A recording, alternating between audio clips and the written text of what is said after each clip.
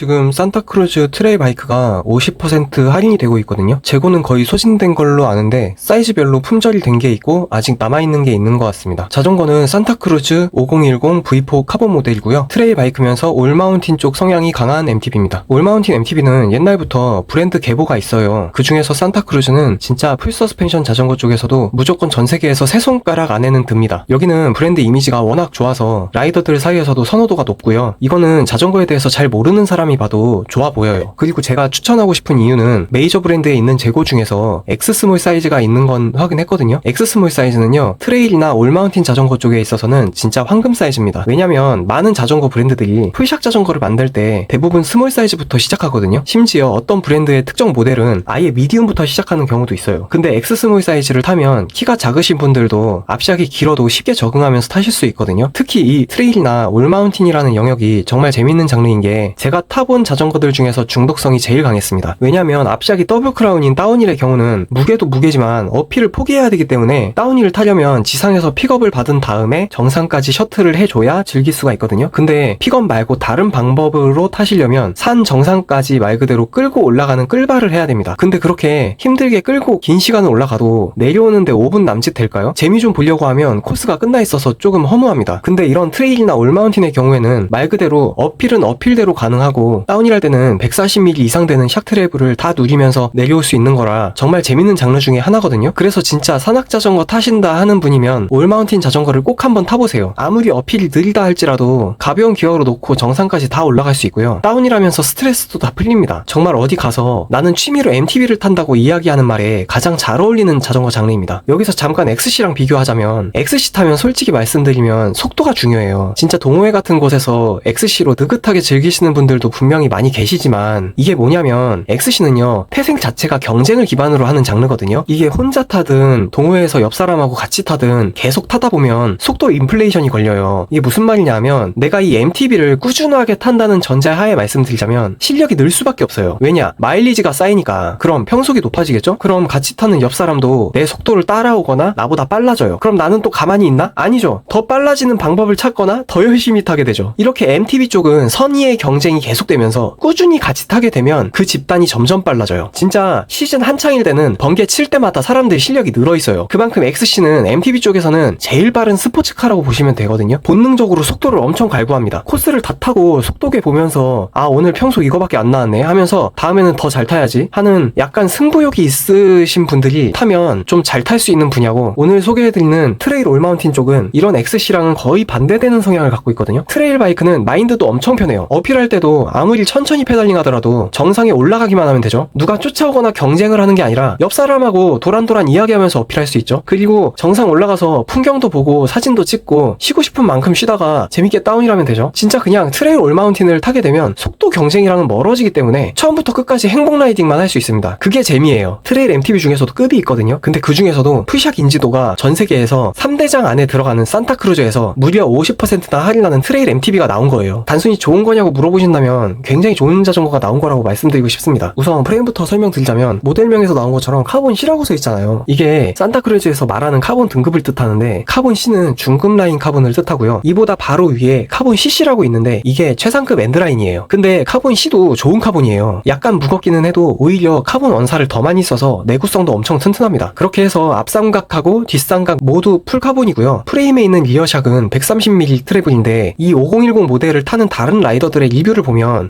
130mm지만 체감되는 트래블은 그 이상처럼 느껴진다는 말을 더 많이 합니다. 그게 허언이 아니고요. 프레임에서 뒷샥이 움직이는 구조가 VPP라는 기술인데 이 가상 피벗 포인트 때문에 체감 트래블이 더 길게 느껴지는 겁니다. 이 풀샥에 적용되는 VPP가 산타크루즈의 특허 기술이에요. 얘네가 이걸로 전세계 풀샥 3대장 중 하나가 된 거 페달링을 하면서 위아래로 꿀렁이는 바빙이 일어나기 마련인데 이걸 최소화시키면서 아래에서 치는 충격은 귀신같이 반응하고요. 풀샥 자전거가 갖고 있는 근본적인 숙제 같은 게 브레이크 잭하고 페달 킥백 현상이 있는데 옛날에는 문제가 됐지만 지금은 다들 기술이 좋아져서 다른 브랜드들도 많이 잡았다고 하지만 VPP만큼은 아니에요. 싱글 피봇의 경우는 오렌지 빼고는 아예 피봇 시장에서 경쟁 자체가 안 되는 수준입니다. 만약 싱글 피봇인데 경쟁이 된다? 그건 대부분 싱글 피봇을 표방한 변형 피봇이에요. 그나마 다른 포바링크들하고 경쟁한다고 해도 당연히 VPP가 우세합니다. 그 유명한 호스트링크랑 경쟁을 해도 브레이크 독립성 부분에서도 동등하게 경쟁할 수 있다고 저는 생각하고요. 저는 오히려 호스트링크랑 비교했을 때 바빙 잡는 부분에서는 VPP가 월등하다고 생각해요. 그만큼 산타크루즈 크루즈가 페달링 효율 설계를 엄청 잘했다는 거고요. 그러니까 전 세계 풀샷 3대장을 하는 겁니다. 풀샷은요, 다른 거 필요 없어요. 프레임을 예술로 만들어야 돼요. 그 지독한 특허 경쟁 싸움과 난립하는 다른 피봇 방식들의 전쟁에서 산타크루즈는 결국 승자로 군림하는 브랜드가 됐고 그만큼 믿고 타셔도 됩니다. 그리고 앞시약은 폭스 슬롯 34 140mm의 퍼포먼스 등급이 껴져 있고요. 가격 대비 성능 우수한 그립 댐퍼가 들어가 있습니다. 이 샥이 세팅도 간편하고 내구성도 좋고 샥 내부도 단순한 편이라서 정비도 쉬운 편입니다. 그리고 라이딩할 때 반응도 부드럽고 좋습니다. 그 다음 구동계는 스램 GX 이글 12단이 들어가 있고요. 전동은 아니고요. 크랭크 T수가 32T인데 이건 라이딩 한번 해보시고 어필 너무 힘들다 싶으시면 30T로 교체하시는 걸 권장드립니다. 어차피 산에서 3.0 기업이어도 속도는 문제 없습니다. 그렇다고 도로에서 빠른 속도로 라이딩을 할 게 아니기 때문에 32T에서 어필이 힘들면 30T로 가는 것도 나쁘지 않은 선택이 될 수 있습니다. 브레이크는 스램 G2R이고요. 스램 가이드의 2세대 브레이크입니다. 전신인 가이드 브레이크에 있었던 열팽창으로 인한 피스톤 고착 문제가 고질병처럼 있었는데 그걸 완벽히 해결하고 내부 설계도 대폭 개선해서 나온 가이드 브레이크의 차세대 모델입니다. 성능으로 말씀드리자면 스램 특유의 제동력을 포피스톤으로 업그레이드했기 때문에 제동력으로 보면 올마운팅과 다운힐에서도 사용할 수 있는 성능이 나옵니다. 그리고 모델명에서 보시면 끝에 R이라고 나와 있는데 이건 리치 어저스트라고 해가지고 도구 없이 다이얼만 돌려가지고 브레이크 레버의 거리를 조절하는 기능입니다. 그 다음 휠셋을 보자면 림은 레이스페이스의 내경이 30mm인 림을 쓰고 있고요. 그 다음 림 이름에 오프셋이라고 써져 있으면 휠에 들어가는 스포크 정렬을 거의 대칭으로 맞춘다는 이야기이기 때문에 휠 강성이 기존 방식보다 훨씬 단단해진다고 생각하시면 됩니다. 허브의 경우는 DT350이면 스타라쳇인데 370이면 3파월 방식이거든요. 그게 조금 아쉽기는 한데 스타라쳇이었으면 더 좋겠다는 거지 370도 트레일 올마운틴으로 사용하는 데는 충분합니다. 그리고 타이어의 경우는 접지력 최강이죠. 맥시스 미니온 DHR2인데요. 앞뒤 타이어가 똑같아 보여도 조금 다릅니다. 앞은 맥스 그립이라고 해가지고 맥시스에서 쓰는 고무 중에 가장 끈적한 고무를 쓰고 있기 때문에 우리가 흔히 말하는 지우개 타이어에 속하거든요. 이게 앞 타이어로 있으면 코너 돌 때 앞이 털리는 일이 잘 없습니다. 그리고 뒷 타이어는 3C라고 써있잖아요. 이건 대부분 3C 맥스테라를 쓰는 거예요. 이건 고무가 맥스 그립보다 조금 더 단단한 고무를 배합해서 씁니다. 그래서 구름 저항이 적고 타이어 수명이 오래 갑니다. 타이어 조합이 아주 좋다고 말씀드릴 수 있습니다. 그리고 10호스트는 락샥 스텔스 드로퍼 31.6 사이즈를 사용하고 있고요. 어필할 때 올려서 타다가 다운힐 할 때는 내려서 타시면 되는 용도입니다. 이제 재원 설명은 충분히 다 한 것 같고요. 산타크루즈를 구매하면 아주 좋은 점이 있습니다. 그 중에 첫 번째는 프레임이 평생 보증이 됩니다. 바로 전 영상에서 캐논데일은 다운힐과 프리라이딩 계열은 워런티 기간이 3년이라고 했었죠. 근데 산타크루즈는 풀샥이어도 라이프타임으로 보증해줍니다. 그리고 아주 좋은 두 번째 장점, 풀샥을 오래 타면 어떤 문제가 생긴다고 보시나요?